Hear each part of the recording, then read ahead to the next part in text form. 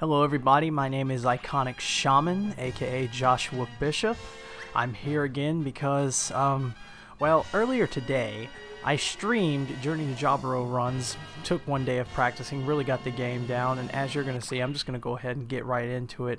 My signal will drop on my Elgato sometimes. This video was recorded off stream, but on stream I got a 32, and when I got off stream after watching my boy PMC, the former world record holder, who was there to see the 32 that I got this run right here. So I'm going to explain a little bit about what's going on with Journey to Joppa Row as well. You know, this is another one of these Gundam games that look impressive for what it is. I'm not sure if I like it compared to Encounters in Space, but of course this was 3 years earlier than Encounters in Space, but there are some details about this that I like. If you're looking for an experience that simulates what you get from the original series, this is it. So mission 1, we're in side 7. We can't change our weapon selection. The game plays a little bit differently. We're only allowed to use our beam saber and our Vulcans. The Vulcans are actually useful for getting us through the early parts, because if these Zaku's run away, as you see right here, the Vulcans actually help us do a little bit of damage.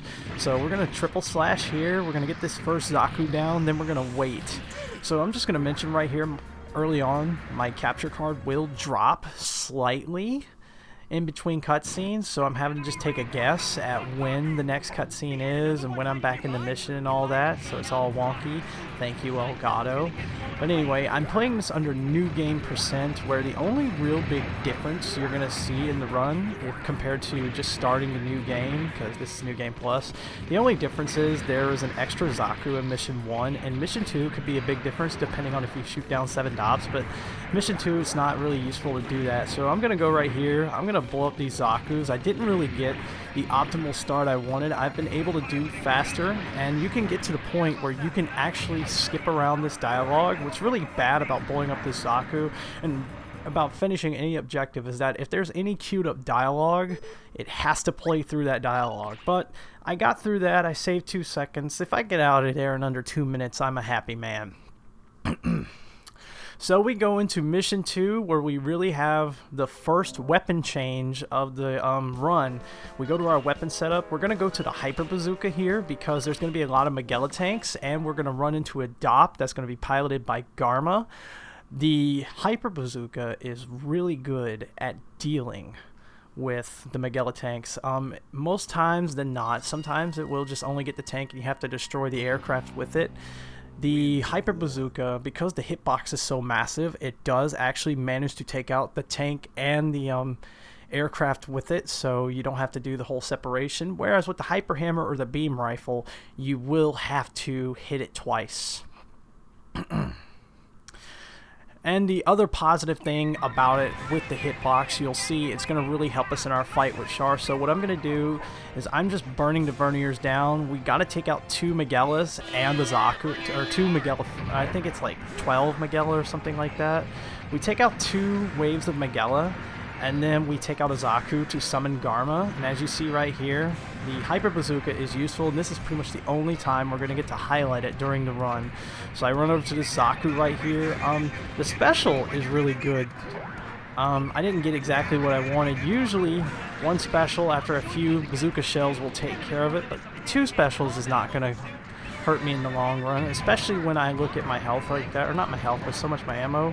What I typically like to do is I like to go into the Char fight with full ammo, so knowing that I have 2 specials left, and knowing that the hitbox is so massive for it, I'll just go ahead and reset the specials so that way they're reloading, and then as you'll see right here, I'll just fire 2 shots, get down to 1 shot, because all I'm going to do is I'm going to fly up here. This I learned exactly from PMC. We're going to boost up in the air, we're going to directly target Garma's DOP, we're going to get past him, and then we're going to go right into the fight with Char. And see, as you see right there, the downside of having jittery hands and not knowing where I'm at, because the TV I was playing with was a little delay with the Elgato. So once again, this is an ace pilot. We do have some strats that kind of deal with other AI units, but the ace pilots don't really have behaviors that we like until the Zoc fight, but that's really for the design of the Zoc more than anything else, and we'll get to that when it comes there. But With Char, we do want to try to hit the special as much as we can, and the targeting system is still a little jank. It's a little better than Encounters in Space. All we want to do, though, with Char is we want to break his shield. We know we've completed the mission once we see that shoulder of his break off, and then we're just going to go on from that point. And the game follows a little bit of a similar format like Encounters in Space, cutscene, briefing. The only real difference is we have the weapon setup. So now we go to Mission 3. And Mission 3, we're playing through the Gao Assault mission, and this is the time where we see the Hyper Hammer, or the Gundam Hammer, or the G Hammer, or whatever you want to call it. It's really going to shine in this part and throughout the later parts of the run. The reason we like using the Hyper Hammer for the majority of the run is because it is the most consistent way of doing damage. It's the safest way of doing damage. We get into positions where we can stun lock enemies and continue to get damage out. And we're not having to wait for a reload. We can just keep going at it, keep going at it, keep going at it, keep going at it. So that's what really makes running with the Hyper Hammer super effective. So I've seen what PMC does. He usually waits for a Gao. What I like to do is I've played this game enough casually to know that once I destroy 4 Zaku's, Char will show up. So what I want to do and what I've learned to do is I've learned to influence where the next Zaku's will spawn and where Char in turn will spawn. So what I'm going to do is I'm going to take out the first 2 Zaku's that show up, starting with the one I can look at, and then I'm going to go the one toward the east. Now this one is important because I caught this in a run.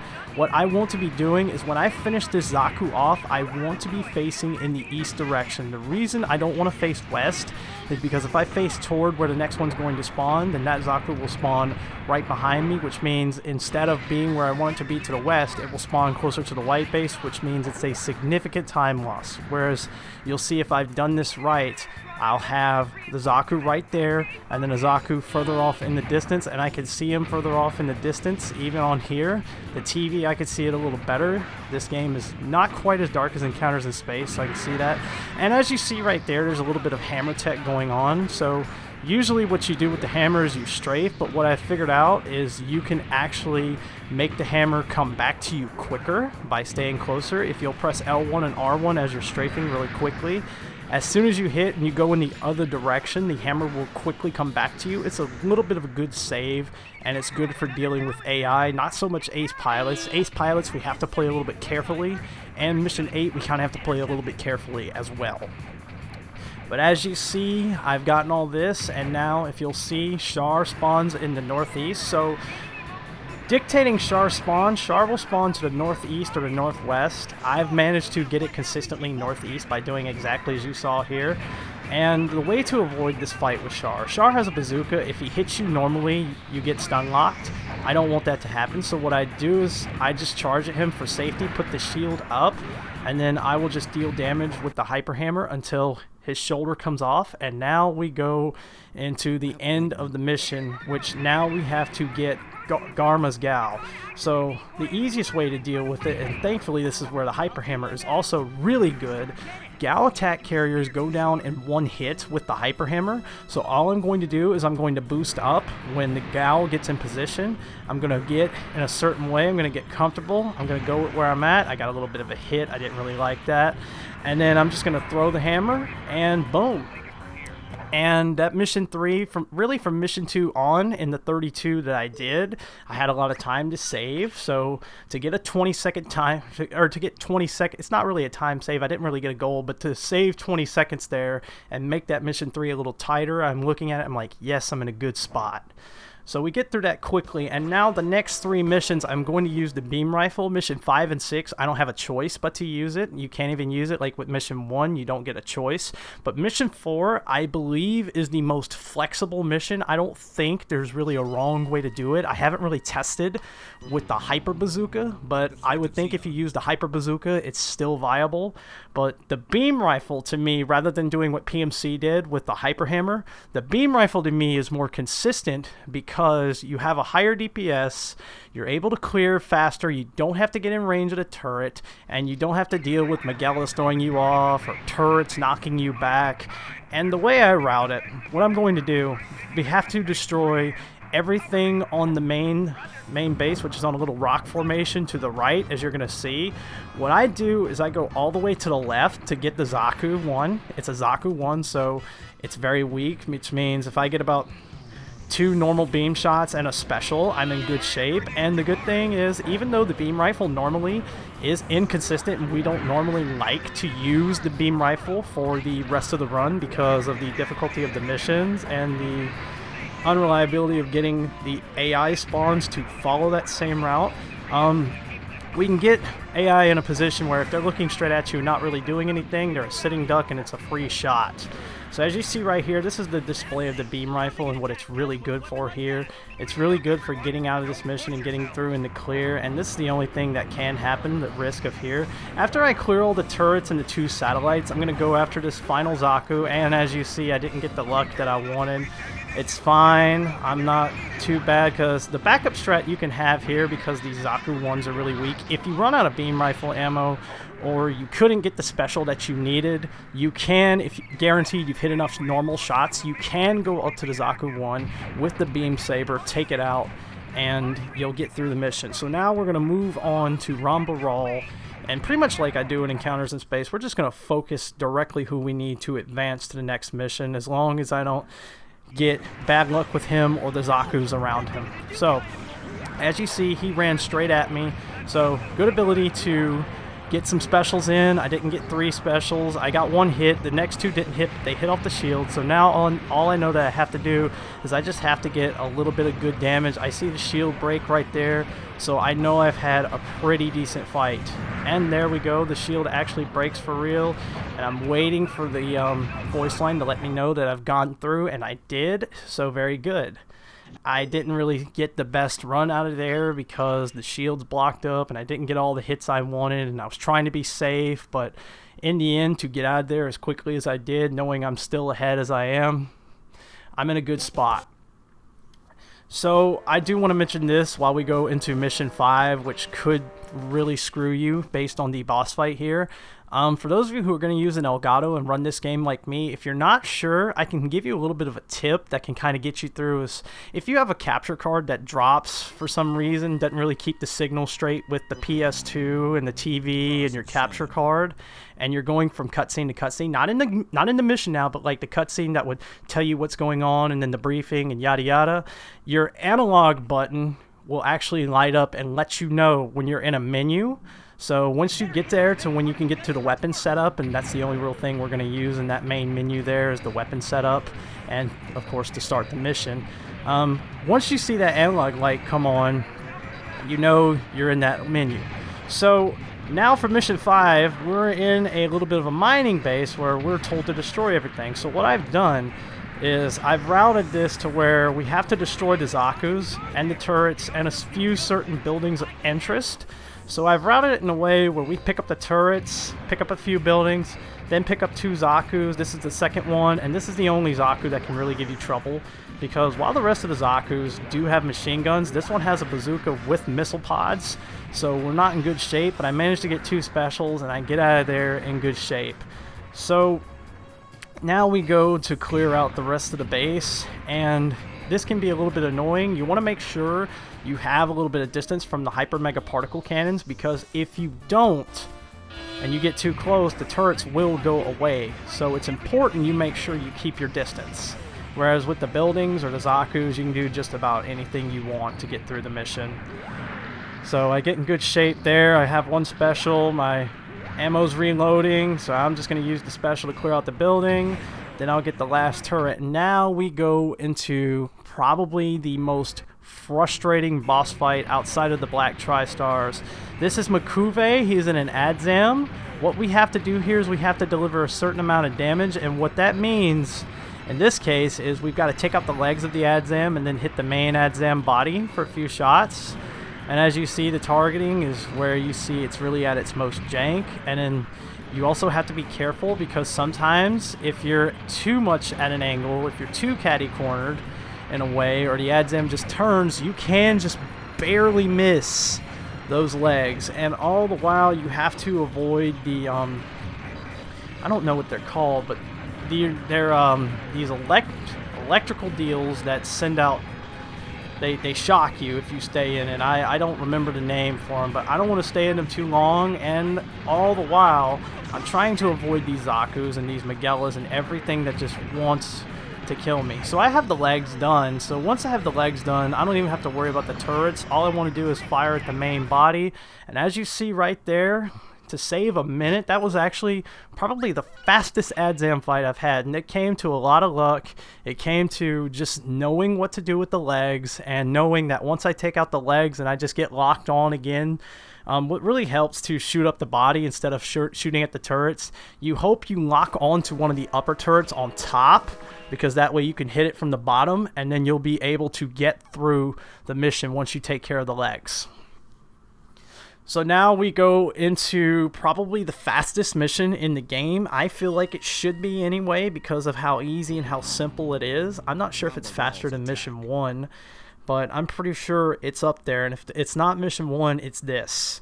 So we're going to help the white base now, because after deserting them like a bad boy because we get mad about what Bright has to say about us, apparently he didn't slap us hard enough, we're going to take out the Gallop and Ramba. The first one to take out is the Gallop, because the Gallop moves right by us. All I'm going to do is boost on it, and I'm going to use 4 specials, and that's going to quickly take care of the Gallop. We'll get it out of the way. While I'm here, though, to guarantee I have the safety for specials, I'll just go ahead and use the 1 special and reload. And then all I'm going to do is I'm going to move directly to Ramba Rawl's location, which he'll be to, from looking at your perspective, he'll be to the left of the white base. If you're looking at the compass, he'll be southeast or south-ish. And for some reason, he was spawned way over there when normally he's already locked in a duel with Kai. So as you see, he runs directly at me. I didn't hit the second special like I wanted, but I hit 1. So 1 is going to be good enough. And you would think, well, why did you fire that last one if you know 1 is good enough? Well, I wanted the safety. So once I hear the voice cue from Ramba, once he says, "You're that boy from the restaurant," I know I've gotten through the mission. Not as fast as I wanted to, but better than I thought it was going to be. And to see that I'm still a minute ahead and know that I'm in the final 3 missions, if I just get out of those 3 missions, and because those 3 missions, I'll put it to you like this, they are the run killers. The first and most significant run killer is Mission 7 with the Black Tristars. So this mission is exactly frustrating because you have a sortie with 2 of the 3 Black Tristars, then you have all 3 Black Tristars going at you and aiming for your head. It's just not a fun time to be in that spot, as you're going to see, but we still want to use the Hyper Hammer. I've tried the Beam Rifle, I've tried the Hyper Bazooka. The Hyper Hammer is still the way to go because, again, it's just the safest, most consistent way to dish damage. A discovery I made for Mission 7 is if you do take enough damage in the early part, you can influence how many Zaku's show up later on in the second phase. But the risk behind it is if you can't deal enough damage back while taking damage, then you're just not going to be in a good spot. But knowing I'm a minute ahead, knowing I have time to play with, I do know if I leave this mission, or this part of the mission, with more health than I thought I was going to have, then I'll still be okay, because even with the amount of Zaku's that show up, the new hammer tech that I've learned, the new strafe that helps speed up the swing animation and how fast the hammer comes back to me, I will be fine. So what I want to do here is I kind of want these Black Tristars to leave me alone. I could let them do more damage, but at this point, if I didn't let them do it to me in the first phase, I'm just better off not playing with fire. I'm just better off accepting the fact that, hey, you're gonna have the extra Zaku's. Let's just play it. So I'm going to take out all 3 Doms first of all, because they deal the most damage and they are the most annoying. And as you see, when they just start ignoring you, they don't really refocus on you. Sometimes they do, and I mean, it's to our benefit. And I didn't really realize I caught the first one with a Hail Mary hammer, which is great. So I was sitting there, once I got that one on the long distance Hail Mary hammer, I was like, alright, we're in good shape. And as you see right here, if I would have got a little bit more of that in the first phase, I'd be okay. But since I didn't, all I'm going to do, and as you'll see right here, you could use the hammer tech against the ace pilots. The reason I opt not to in this situation is because you can't count on it against the ace pilots. Most of them will dodge, most of them have suits that will be fast enough to dodge, and then most of them who are at that distance, if they already have their melee weapon out, chances are they're going directly after you. And if they have a weapon that causes recoil on you or puts you in a stun lock animation where you can't do anything, then you're just not in a good position, is the safest way to say it. But even then, the Hyper Hammer is still good for dealing with that because it's your only chance outside of the Hyper Bazooka that really lets you stun lock. And although I wish the Hyper Bazooka, excuse me, was more useful for these runs, the only real time it gets to shine is in Mission 2, because throughout the rest of here, even though the hitboxes are massive, the ammo just doesn't justify using it outside of the intent purpose for Mission 2. So I got lucky with the spawns. I didn't lose a lot of time. I only lost about 17 seconds, but I'm still nearly a minute ahead, which is great. So I'm looking at these last two missions thinking if I have average times, I'm going to get a very good run. Because right now, if you see my current pace, I'm looking at a 31. A really good 31. So I'm thinking in my head, I know I have a little bit of time to save in Joppa Row. If my Joppa Row goes well, then I could get a low 31. But if it doesn't, then it's probably still a 31 as long as I don't die. So this is the second run killing mission once you get here, the Belfast operation. We're going to run into a lot of Gogs and Zagoks, and the downside to facing them is the Gogs are very tanky. They take a long time to kill, regardless of what weapon you use. But again, the Hyper Hammer does a very good job at consistently dealing the damage we need. I've tried the beam rifle. I didn't bother trying the Hyper Bazooka. I'm just going with the Hyper Hammer because, again, it allows me to keep the Gog at arm's reach while being able to move around, strafe around. I don't bother using the new hammer tech against it. I bother just going ahead with the strafe, because when you get too close to the Gog will actually charge in with its claws. Those claws can hurt if they hit. So that's why I try to keep them at arm's reach, and I just take the safer strat, because the risky strat against them, unless you can get directly behind them, because when you get directly behind them, they do take a while to turn around. So, I mean, at that point, there is no excuse to not use the new hammer tech like you saw in Mission 3 and saw me use a little bit in Mission 7. But it just overall, if you're looking at the Gog from the front, the safest way to deal with them is to just, again, keep them at arm's reach, because if you get too close to them, you're just playing with fire.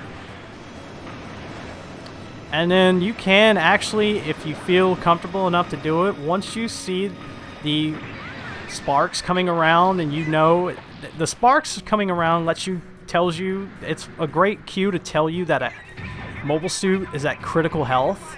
So you can actually go to the old hammer tech if you prefer, or the new hammer tech if you prefer. But I just think it's playing with fire if you do that. So now we go to the second phase here, where we're facing the Zagoks, and the Zagoks are absolutely horrible. I mean, dude, it's just, no matter what distance you're at, they always seem like they fire their specials over just firing their beams normally.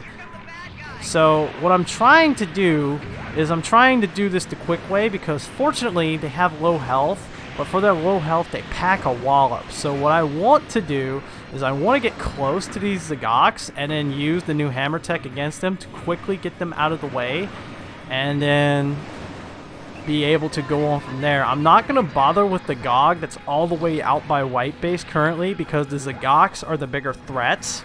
And the Gog's not really going to do a lot of damage to White Base, especially when White Base is juxtaposed in such a way that it's really covered.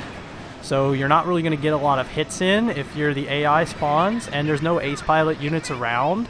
So White Base is perfectly okay. So once I take care of the Zagok, all I'm going to do is I'm going to focus this Gog, and then I will bother being a little risky with it.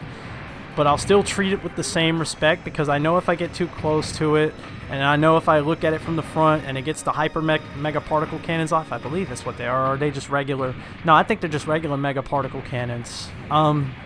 If I get too comfortable and cozy with it at the front, then I will be in a bad situation. So once I get this GOG down and I look over and I see I actually saved a second, I'm sitting here thinking, yes, this is actually a pretty decent run. All I have to do is not die at Jaburo. Don't die at Jaburo, and you will have a better record to submit to my man PMC and Panda and all them guys over there at the Speedrun Gundam, who are doing a good job keeping it updated. And as you see right here, you see little jitters by me. I almost screwed up by leaving with the beam rifle. We definitely want the hyper hammer for the last mission. All those guys will be happy to see it, and I'm happy to run this game. And you know, I picked it up in a day. I don't know if I would say that I really watched PMC's run for the route so much as I wanted to know what weapon he was using. And then once I figured out why he was using it, I kind of routed in my head what I was going to do after paying attention to spawns and knowing exactly what was going on and going from there. And it's going to be really interesting, because I know PMC said he's going to get into running this again. I know he's busy with marathons, but I mean, to get this on a marathon would be great as well, and I think it has a better chance of it because it's a shorter run. So this is mission 9. We are now in Joppa Row. This is the end game. We are in phase 1, where we have to clear out a few mobile suits first. We're going to clear out a few Zaku's and At guys.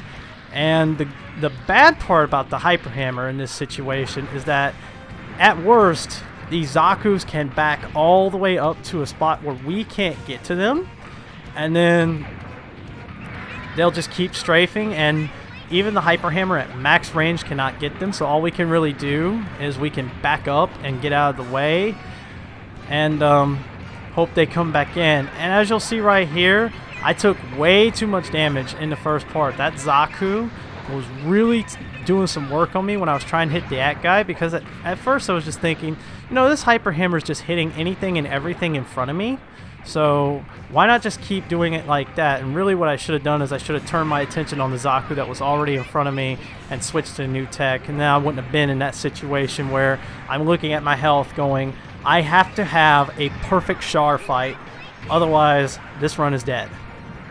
But once I blow up the last mobile suit there, I know I'm in good shape. So now I am just counting on having a good Char fight. If I have a good Char fight, everything else will fall in place. I do want to say right away, this music right here is among the best in the game. Like the whole Jaburo operation, when you play any Mobile Suit Gundam video game and you hear this music, you have to feel like, yeah, this is awesome. Even though it's all moody and kind of sort of upbeat, and it's just, I don't really know what the lyrics mean, but it's just, you have to think, hearing this can make you feel inspired to at least do something just with the way it sounds. So I'm using the hammer tech against the Zaku's and the At guys to clear them quickly. So pretty much the same way with Char 2 from the New York operation with Garma. I have to clear 4 mobile suits before Char shows up, but fortunately this one is way more consistent and way more telegraphed. We're going to take out the first 2 on this side, then we're going to go to the other side as you see right here. We're going to take out this Zaku and the At guy on the other side with it, and then we should be able to find Char after that. So these Zaku's and At guys are really just jokes right here. I can just go directly past them, and this is the only mission in Journey to Jaburo. So most of them have at most 2 phases. This is the only one that has multiple. This one has a phase 1, a phase 2, a phase 3. Well, I say a phase 3. It can be a phase 3 depending on how you treat it. But it's just more of a little bit of an extra. I guess you could call it 2.5. And then there's a real phase 3. And the phase 3 for this that you're going to see is a monster. So now we're going to run into Char. Char is in a Zagok. He's very fast. He's very dangerous. If he doesn't kill you, the final boss of this mission will. So that's why it's vital to make sure your health is in good shape and your shield is up, because you can just kind of run at him with the shield up, and then once you feel comfortable, you can just throw the hammer at him. But when you get close enough like you do right there, because everybody in Zagok doesn't want to just simply, oh my god, that building falling down, so lucky, speaking of which. And the missiles, you hope the Zagok fires missiles. So I'm sitting here throwing the hammer, hoping for the best. I know he's directly behind me, but he has to reposition as well. He misses me, I'm going after him, I hit him, I'm still hitting him, and I just know once I see that, I'm like, okay, that was actually a good fight. I didn't want to take the melee from the one claw like I did, but to not get screwed by his beam attacks is a boon. So now all we have to do here in this little part is we just have to go directly past all these mobile suits. We don't even have to fight them. They don't put up a fight. They do fire at us, but I'm not really worried about the damage they do. I'm just going to go directly to Char. Now that I have my shield, he can fire a beam, but I don't have to get that close to him. And if I'm really safe, I can put the shield up. And now we enter the final boss fight, which, for the life of me, I did not do very well, as you're going to see. The Zoc fight. So what I'm trying to do is I'm trying to get behind the Zoc already from the jump, so that I can get it in a position where I can stun lock it. I didn't really get a good job of it there. He knocks me down. I know if I take one good hit from it, I'm dead. So I just do what I should have done all along. I should have just landed in front of it, put myself in a good spot where all I could do is hit it from the side and then just strafe behind it. And then once I get directly behind it, because the Zoc can't fire on me from behind for some reason, I will use the hammer tech. The reason this Zoc is the only ace pilot unit that it is good to use the hammer tech against, because the Zoc by itself is naturally slow, slower than the GOG, I believe. All I can do is stun lock it. When I get to a situation where it kind of wants to turn, I can just strafe against it so it can't get in front of me. And then now I just sit and wait, because once I've beaten it, I just wait for the glorious blow up right here. Time will split early, but once it starts fading to black like it did there, that's where I hit time, and boom. 31-48. What a beautiful, beautiful run. Do you read me? That right there is Journey to Jaburo, and I think personally speedrunning this made me appreciate this game even more, especially when a game that was difficult for me to beat as a kid is now just a complete, I don't want to say a complete absolute joke, but it's just one of those, like, you know, this game was a lot harder than I imagined it would be when I was a kid, but now that I've speedrun it and I've seen how fast I can get through this game, I'm like, what was all that trouble about? Now, there was some things there, like you saw. There is room for improvement. I didn't get a good mission 7, but that's to be expected. My mission 9 was weak, so really and truthfully, if I will clean up the late game and kind of get the better parts of the early game going, I will definitely think that a low 31 is possible. And if you see from my sum of best, if I get the God run, a 30 is absolutely possible. But that's going to require a lot of luck and maybe a little bit of planning to make sure that there's a more consistent way for this to happen. But that's Journey to Jaburo.